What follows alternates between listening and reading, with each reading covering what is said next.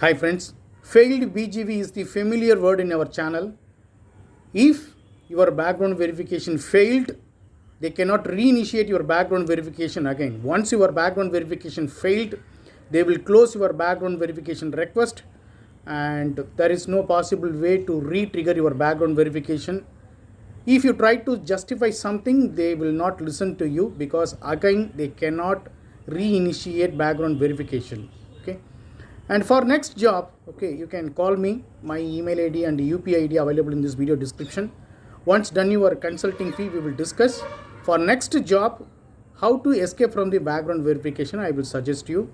Even though if you have overlapping and if you use your consultancy certificates and any other issues, okay, for next job, I can help you. But once you've done your payment, we will discuss. And if you are really interested, drop mail to me.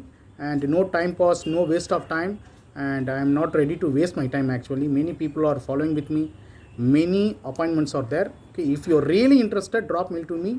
Once done your payment, we will discuss over the phone. Okay, thank you so much for watching this video. Have a wonderful day. Take care. Bye bye.